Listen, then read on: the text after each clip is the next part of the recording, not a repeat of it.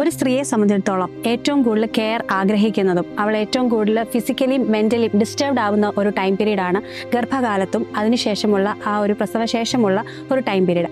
ഇതിനെ ഓവർകം ചെയ്യാൻ വേണ്ടിയിട്ടാണ് നമ്മൾ പ്രസവാനന്തര ശുശ്രൂഷ അല്ലെങ്കിൽ പോസ്റ്റ് നേറ്റൽ കെയർ ചെയ്യണമെന്ന് ആവശ്യപ്പെടുന്നത്. നമ്മുടെ ഒ പിയിൽ വരുന്ന പല സ്ത്രീകളും പറയുന്ന ബുദ്ധിമുട്ടുകളിലൊന്നാണ് അവർക്ക് ഇരുന്ന് ഫീഡ് ചെയ്യാൻ ബുദ്ധിമുട്ടാണ്. അതായത് നടുവേദനയുണ്ട്, ഒരു പൊസിഷൻ തന്നെ ചരിഞ്ഞ് കിടന്ന് ഫീഡ് ചെയ്യാൻ ബുദ്ധിമുട്ട്, അല്ലെങ്കിൽ ഇരിക്കാൻ ബുദ്ധിമുട്ട്, അല്ലെങ്കിൽ പ്രസവശേഷം അവർക്ക് പൈൽസിൻ്റേതായിട്ടുള്ള പ്രശ്നങ്ങൾ, അല്ലെങ്കിൽ കാലിൽ വെരിക്കോസ് വെയിൻ, കാല് കഴപ്പ്, അവർക്ക് പാല് കുട്ടികൾക്ക് കൊടുക്കാൻ അധികമായി കിട്ടുന്നില്ലെന്നുള്ളതും, അല്ലെങ്കിൽ പാല് കൂടുതലായിട്ട് മുല കെട്ടി നിൽക്കുന്നതായിട്ടുള്ള അവസ്ഥകൾ, അങ്ങനെ പലതരത്തിലുള്ള ബുദ്ധിമുട്ടുകളാണ് സ്ത്രീകൾ വന്ന് പറയുന്നത്. ഇതിനെയെല്ലാം പ്രതിവിധിക്ക് വേണ്ടിയിട്ടാണ് നമ്മൾ ആയുർവേദത്തിൽ പ്രസവ ശുശ്രൂഷ ചെയ്യുന്നത്.